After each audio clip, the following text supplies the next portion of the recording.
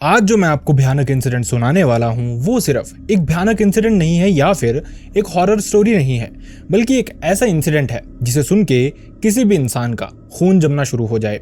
आज की कहानी है एक ऐसे लड़के की जो कि अपनी बेइज्जती से परेशान हो जाता है और उसके बाद वो एक ऐसा कदम उठा लेता है जो शायद उसको अपनी जिंदगी में कभी उठाना ही नहीं चाहिए था। उसने जो रास्ता चुना था उसके बाद पहले तो उसको ये लग रहा था कि शायद उसका बदला पूरा हो गया है, लेकिन धीरे धीरे उसको रियलाइज होना शुरू हो गया था कि बदला उसने सिर्फ अपने दुश्मनों से नहीं लिया बल्कि खुद को भी एक बहुत अंधेरी चीज के हवाले धकेल दिया है।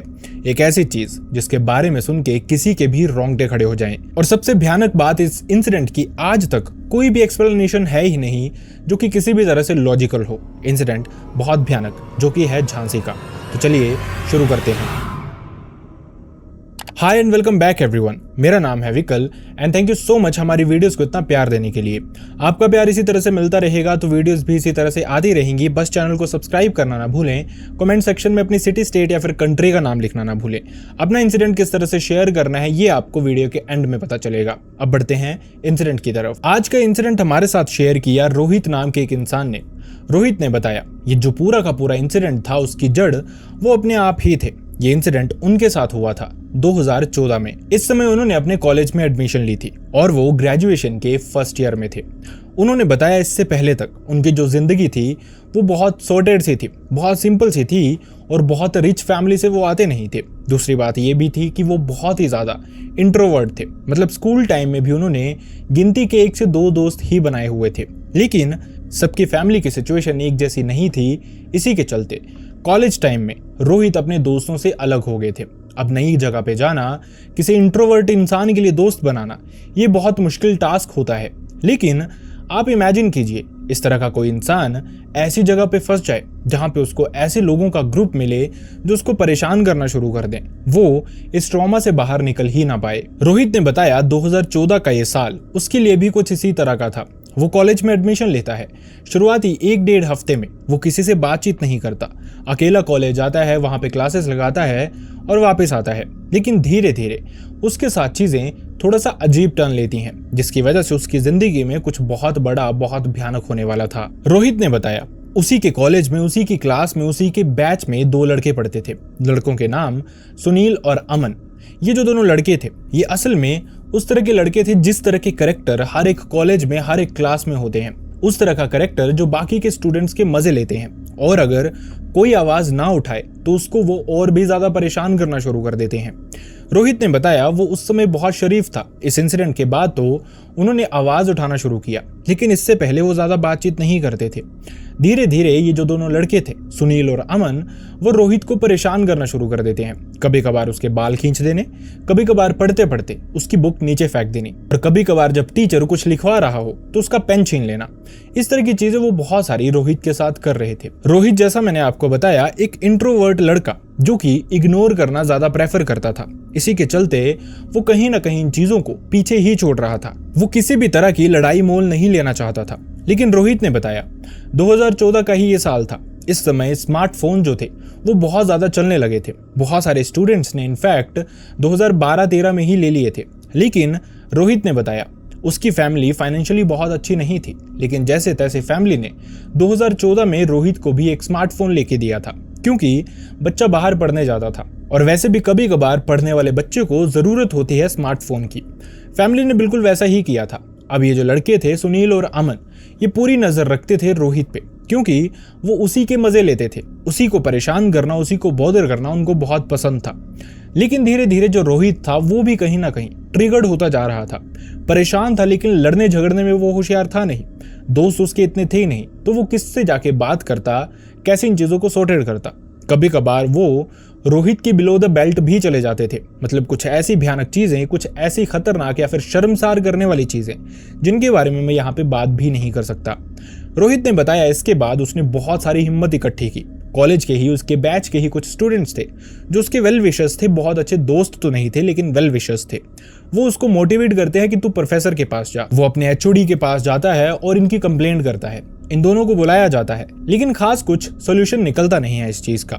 उल्टा जो दोनों ये लड़के थे, सुनील और अमन, इनको और भी हिम्मत आ जाती है ये सारी चीजें रोहित के साथ करने की। वो इसी तरह से आगे बढ़ रहे थे। जैसा मैंने आपको बताया, रोहित ने एक स्मार्टफोन लिया था। उन्होंने उसकी पॉकेट में ये फोन देखा, उससे ये फोन मांगा और उसको ये कहा तू दूर जा, हम तेरी फोटो खींचते हैं। अब रोहित ने उन पे विश्वास कर लिया, उसकी ये गलती थी। लेकिन जैसे ही रोहित थोड़ा दूर जाता है, वो फोन को अपने हाथ से ड्रॉप कर देते हैं। अब फोन नीचे गिरता है, उसकी जो स्क्रीन थी उसमें हल्के फुल्के स्क्रैचेस आते हैं। फॉर्चुनेटली फोन टूटा नहीं था। अब रोहित भागता हुआ जाता है, अपना फोन उठाता है, इन दोनों को धक्का देता है और वहां से अपने घर की तरफ निकल जाता है। अभी उसको इन चीजों का बहुत गुस्सा आ गया था, क्योंकि हर चीज की एक हद होती है। जो इंसान इंट्रोवर्ट होता है या फिर जो इंसान इस तरह का होता है जो बातें कम करता है, अगर उसका गुस्सा आ जाए तो वो बहुत ज्यादा ट्रिगर्ड होकर कुछ ऐसी चीजें भी कर सकता है जो कोई नॉर्मल इंसान अपनी जिंदगी में कर ना सके। और शायद रोहित ने भी कुछ इसी तरह का स्टेप उठाया था। उसने बताया उसने इंटरनेट पे बहुत कुछ सर्च करना शुरू कर दिया कि किसी से बदला कैसे लिया जाए। धीरे धीरे ये चीजें जो इंटरनेट पे थी उसको कहीं ना कहीं डाइवर्ट करती जा रही थी और पहुंचते पहुंचते वो एक फोरम में पहुंचता है। ये एक अलग तरह की वेबसाइट थी जो कि उसको ऐसा लग रहा था शायद कहीं ना कहीं डार्क वेब जैसी है। वहां पे बहुत सारे लोग जो थे वो कुछ रिचुअल्स की बात कर रहे थे, एक तरह से ब्लैक मैजिक, एक तरह से वशीकरण। मतलब किसी भी इंसान पे कर देना जो उनका दुश्मन हो, जो उनका बुरा चाहता हो या फिर जो उनके साथ कुछ बुरा कर रहा हो। रोहित जो था वो इन चीजों की तरफ बहुत ही ज्यादा अट्रैक्ट हुआ था, क्योंकि वैसे भी वो अकेला रहता था। भूत प्रेतों से उसको डर नहीं लगता था, वो किसी भी तरह का रिचुअल कर सकता था।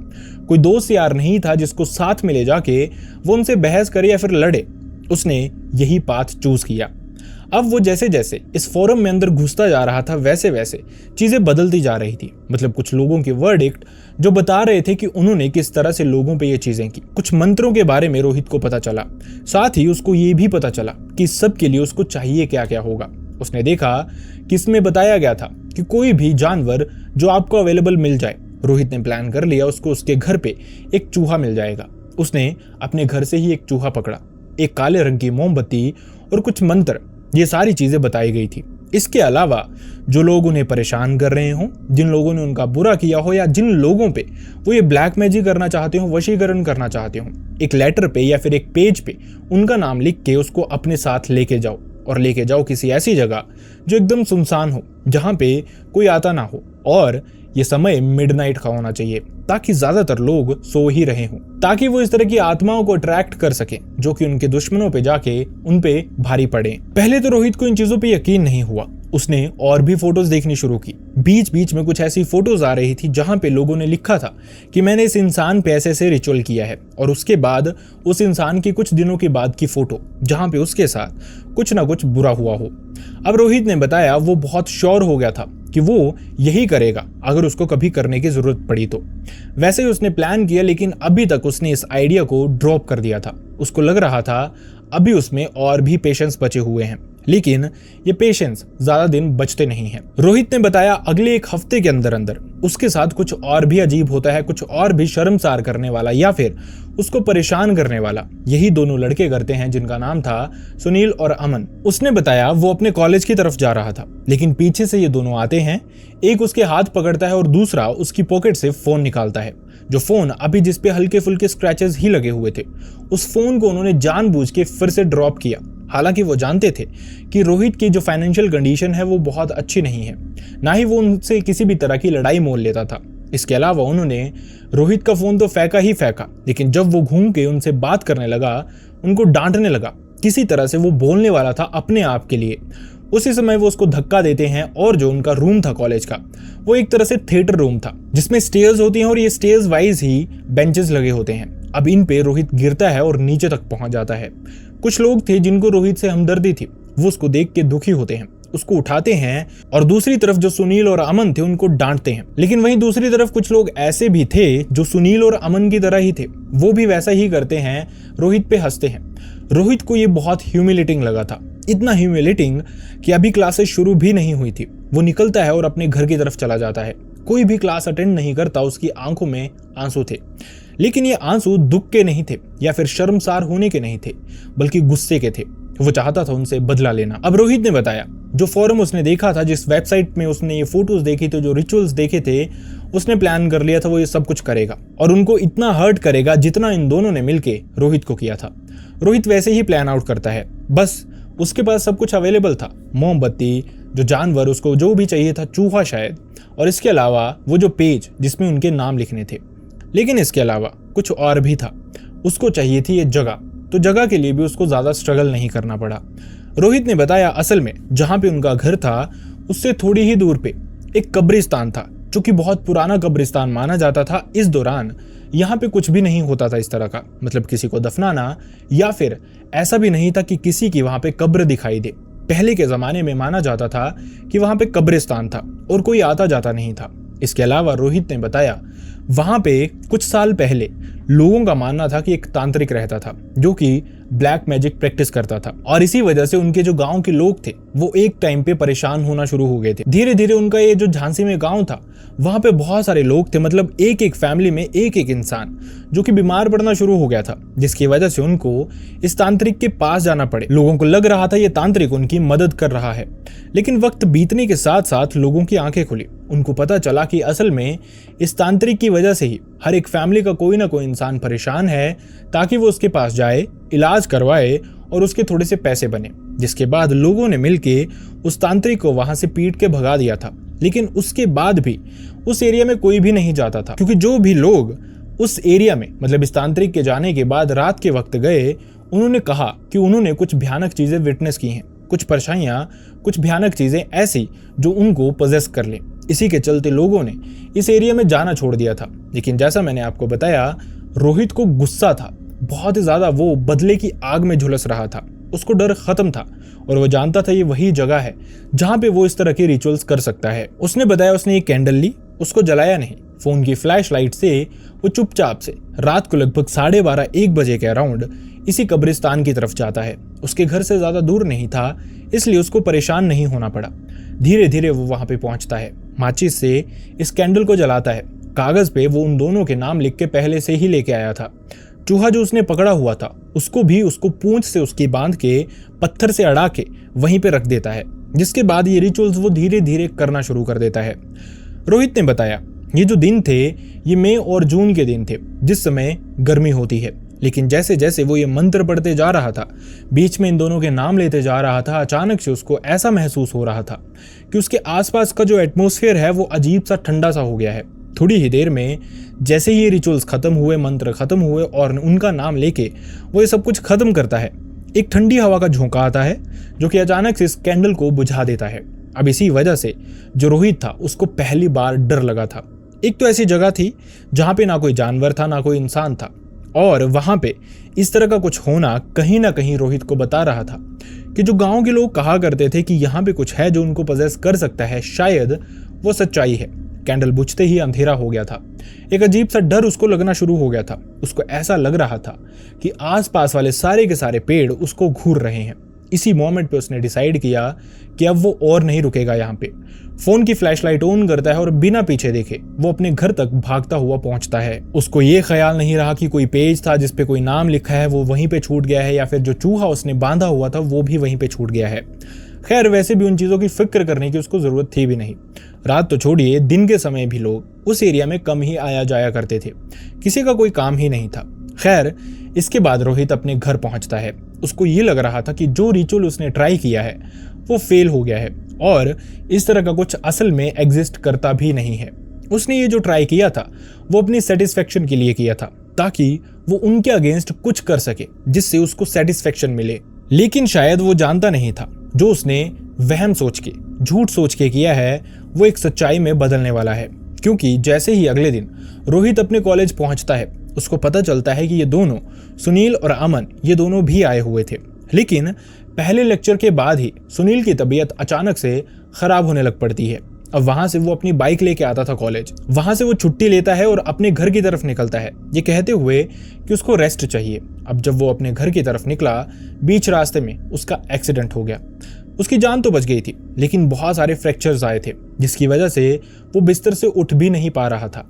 अब यहाँ पे रोहित को ये लगता है कि शायद ये कोई कोइंसिडेंस ही है। ऐसा नहीं हो सकता कि पिछले ही कल उसने कुछ प्रैक्टिस किया और आज पहले लड़के के साथ इस तरह का कुछ हो गया है।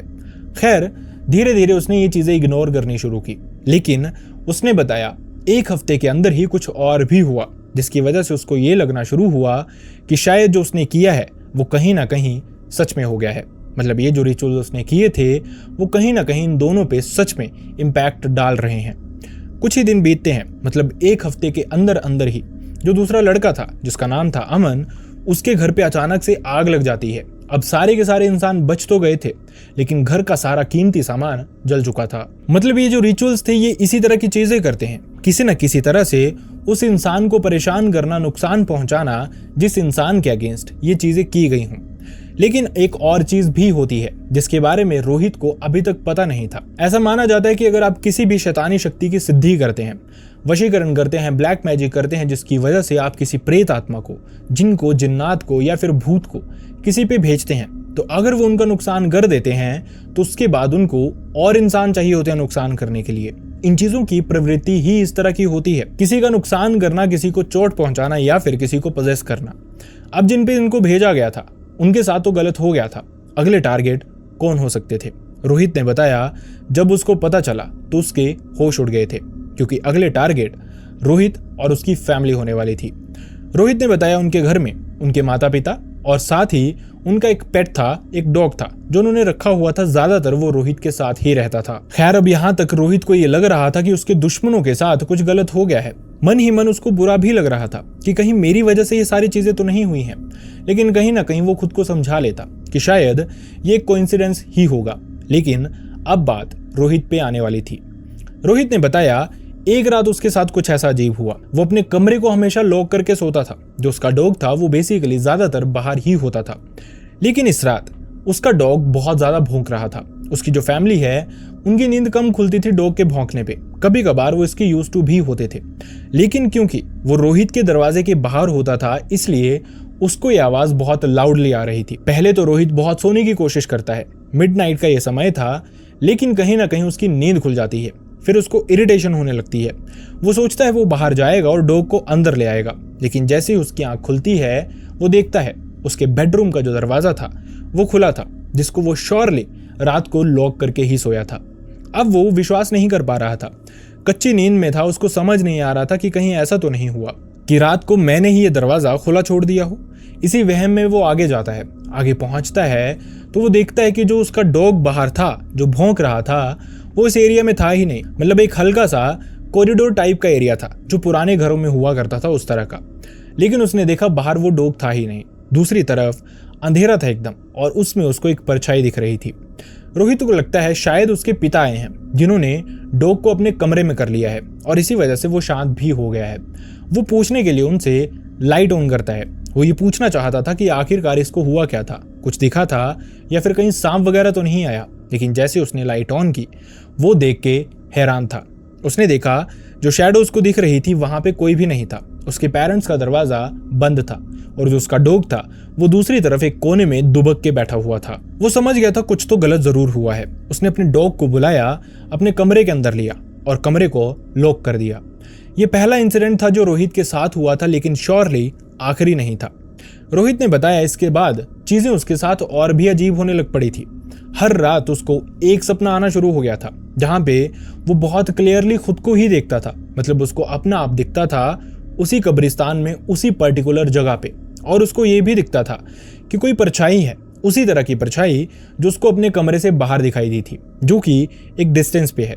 लेकिन वक्त बीतने के साथ साथ ये सपना उसको रेगुलरली आना शुरू होता है, और रेगुलर सपने आने के साथ साथ कुछ और भी होता है। ये जो परछाई उसको दूर दिख रही थी वो धीरे धीरे करके उसके और भी ज्यादा क्लोज आती जा रही थी, जो कि उसके लिए एक डर का सबब था। लेकिन वो जानता था वो अपनी फैमिली से कुछ शेयर नहीं कर सकता। शेयर करेगा तो उसको बताना पड़ेगा कि उस कब्रिस्तान के बारे में उसको इतना कैसे पता है। बचपन से उसकी फैमिली ने उसको जाने ही नहीं दिया उस साइड। फिर फैमिली पूछेगी कि किस वजह से हो सकता है वो किसी बाबा तांत्रिक के पास भी लेके जाएं और वहां पे उसकी पोल खुल जाए कि ये खुद भी इन्वॉल्व है इन ब्लैक मैजिक जैसी चीजों में। रोहित ने बताया कि वो परेशान होना शुरू हो गया था जब भी वो अपने डॉग को बाहर रखता। मिडनाइट में वो भौंकना शुरू करता, उसकी नींद खुलती और उसके बाद जब नींद बढ़ती तो ये सपना उसको आ जाता। उसने प्लान किया कि एक रात जिस अराउंड ये डॉग उसका भौंकना शुरू करता था 3:15 से 3:30 के बीच में, उस दौरान वो अपना फोन बाहर लगा देगा ट्राइपॉड पे, ये चेक करने के लिए कि आखिरकार बाहर होता क्या है। उसने कॉरिडोर के एक कोने में अपना फोन सेट कर दिया जहां पे वो चाहता था रिकॉर्डिंग करना। ये जो कैमरा उसने लगाया था ये लगभग 3 बजे के आसपास लगाया था और पूरी श्योरिटी के लिए उसने अपने फोन की बैटरी भी 70% रखी हुई थी। वो कैमरा लगा देता है जिसके बाद वापस सोने चला जाता है और शॉकिंगली उस रात कुछ भी नहीं हुआ। लेकिन आवाज तो उसको किसी भी तरह की नहीं आई थी। उसने सुबह अपना कैमरा निकाला, रिकॉर्डिंग्स चेक करना शुरू किया तो रिकॉर्डिंग में उसने ये देखा कि जो डॉग उसके दरवाजे के बाहर बैठा रहता था, अचानक से उसका फोन लगाने के बाद लगभग 15 से 20 मिनट के बाद ही डर के एकदम से उसी कोने की तरफ भागा जिस कोने में वो अक्सर बैठ जाता था। और दूसरी तरफ उसको अपने फोन में एक अजीब सी शैडो दिखाई दी, उसी तरह की शैडो जैसी उसने उस रात देखी थी। लेकिन जैसा मैंने आपको बताया फोन उसका 70% था, अभी लिए कुछ दिन ही हुए थे, बैटरी हेल्थ भी बहुत अच्छी थी।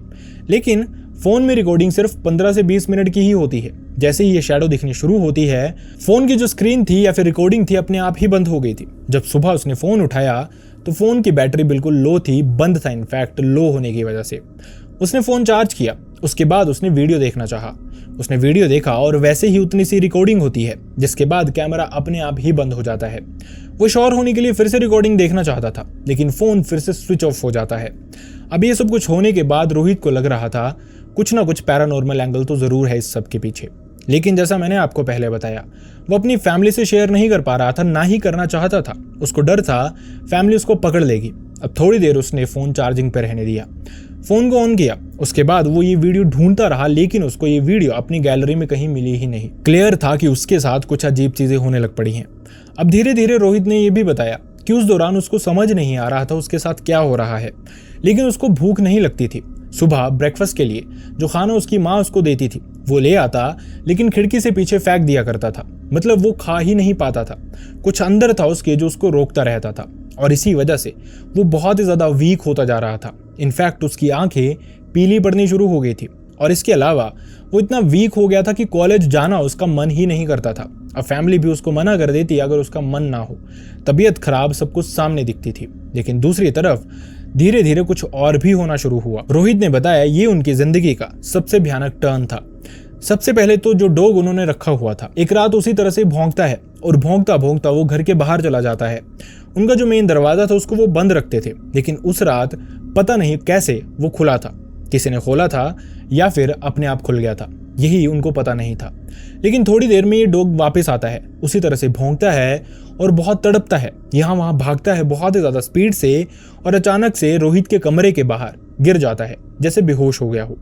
फैमिली उसको होश में लाने की कोशिश करती है लेकिन इतनी ही देर में उनको रियलाइज होता है कि डॉग की जान जा चुकी है। अब ये अपने आप में बहुत शॉकिंग था, भयानक था, लेकिन फैमिली को ये जस्टिफिकेशन लग रही थी कि ये मॉनसून के आसपास का समय था। घर के बाहर निकल के शायद ये आसपास के जंगल में गया होगा और वहां पे शायद किसी सांप ने इसको काट लिया हो जिसकी वजह से उसकी मौत हो गई। अब फैमिली इसके बाद एक दूसरे को समझाती है कि मॉनसून में घर के बाहर मत निकलना, अंधेरे में अंदर ही रहना, क्योंकि जब किसी के साथ इस तरह का होता है तो बाकी लोग भी डर जाते हैं। रोहित ने भी इसी चीज को एक्सेप्ट कर लिया। धीरे धीरे रोहित ने ये देखना शुरू किया कि जो उसको सपने आ रहे थे वो बंद हो गए थे लेकिन ये रियलिटी में कन्वर्ट हो गए थे। उसको ये लगता था वही शैडो अब उसके कमरे में खड़ी होती है। मतलब आंखें बंद करके भी जब उसकी नींद टूट जाती थी वो आंखें खोलता नहीं था। एक अजीब सा डर होता था, उसको महसूस होता था कि उसके बेड के सामने कोई अजीब सी चीज खड़ी है जो कि उसके लिए बहुत भयानक हो सकती है, उसको हार्म कर सकती है और वो अगर आंखें खोलेगा तो बहुत बुरी तरह से डर जाएगा। इसी डर के मारे वो अपनी आंखें बंद रखता था और थोड़ी देर में आंखें बंद रखे रखे ही उसको आवाज आती जैसे किसी के पैरों के वापस जाने की, और जब आंखें खुलती तो सामने कोई भी नहीं होता था। लेकिन रोहित ने बताया सरप्राइजिंगली उसने कोई एक्शन नहीं लिया था, किसी बाबा तांत्रिक के पास नहीं गया था, अपनी फैमिली को नहीं बताया था। लेकिन धीरे धीरे उसने नोटिस करना शुरू किया कि ये जो चीजें उसके साथ हो रही थी वो अपने आप ही बंद हो जाती हैं। उसको एक बहुत बड़ा रिलीफ मिला था कि फाइनली जो डर था उसके दिमाग में बैठा हुआ वो खत्म हो गया है। जो चीजें उसको बॉदर कर रही थी वो दूर हो गई हैं और शायद इस सारी चीजों का जो असर था वो लिमिटेड टाइम तक ही था, जो कि अब हो चुका है। उसको बहुत शांति मिली थी, वो चैन से सोना शुरू कर चुका था, लेकिन वो जानता नहीं था शायद चीजें उससे डाइवर्ट होके कहीं और पहुंच गई हैं। जैसा मैंने आपको शुरू में बताया था, इस तरह की जो चीजें होती हैं, जो भी नेगेटिव एंटिटीज होती हैं, उनकी एक प्रवृत्ति होती है, वो स्ट्रॉन्ग इंसान पे वार करती हैं। कोई इंसान जो वीक हो जाता है उसको वो छोड़ देती हैं, अगला शिकार ढूंढती हैं, ऐसा माना जाता है। और शायद इसी तरह का कुछ रोहित की फैमिली के साथ भी हो रहा था। रोहित के साथ ये चीजें होनी शुरू होती हैं, लेकिन क्योंकि वो वीक हो गया था इसलिए ये जो चीजें थी ये डाइवर्ट हुई थी डॉग पे, जिसकी वजह से उन्होंने डॉग की जान ले ली थी। अब ये चीजें कहीं और डाइवर्ट होने वाली थी। उन्होंने बताया उनको जो पिता हैं उनको फिश खाना बहुत पसंद था। वो कच्ची फिश लेके आते थे और घर पे खुद ही पकाते थे। लेकिन कच्ची फिश कोई इंसान नॉर्मली खाता नहीं है, वो भी नहीं खाते थे। काफी सालों से इसी तरह से पकाते आ रहे थे। लेकिन इस दौरान जब उनका डॉग की डेथ हुई थी उसके कुछ ही दिनों के बाद जब वो पहली बार फिश लेके आते हैं तो अचानक से रोहित के पिता कच्ची फिश खाना शुरू कर देते हैं। ये जो चीज थी ये उसकी माँ को बहुत अजीब लगी थी। जब उन्होंने कहा कि आप कर क्या रहे हो, तो ऐसा लगा जैसे वो अचानक से किसी ट्रांस में चले गए थे और वहां से वापस होश में आए हैं। और होश में आते ही वो खुद भी शॉक्ड थे कि आखिरकार वो कर क्या रहे हैं। ये पहला इंसिडेंट था उनके साथ जो हुआ था, लेकिन आखिरी नहीं था फॉर श्योर। इसके बाद चीजें कुछ और भी अजीब होती हैं। रोहित ने बताया उसके जो पिता थे पास ही का एक ऑफिस था जहां पे मेहनत मजदूरी का काम ही किया करते थे। लेकिन धीरे धीरे वक्त के साथ वो अपने ऑफिस का रास्ता ही भूलना शुरू हो गए थे। मतलब अपने ऑफिस के लिए सुबह निकलते लेकिन अक्सर वहां पे लेट पहुंचते। गांव के ही जो उनके साथ बाकी के वर्कर्स थे वो अक्सर घर पे आते और कहते कि इसको हुआ क्या है, ये बहुत लेट पहुंचता है। जब पूछो तो बस यही कहता है घर से तो वक्त से ही निकला था लेकिन यहाँ पहुंचते पहुंचते लेट हो गया। इनफैक्ट कुछ लोगों ने उनको देखा भी था, जब वो ऑफिस के लिए निकलते थे तो बीच में कहीं और ही किसी और ही डायरेक्शन में निकल जाते थे, जब तक कोई ऑफिस में काम करने वाला इंसान उनको मिले ना और अपने साथ उनको ऑफिस ना ले जाए। इसके अलावा रात को अचानक से उनकी नींद टूट जाना।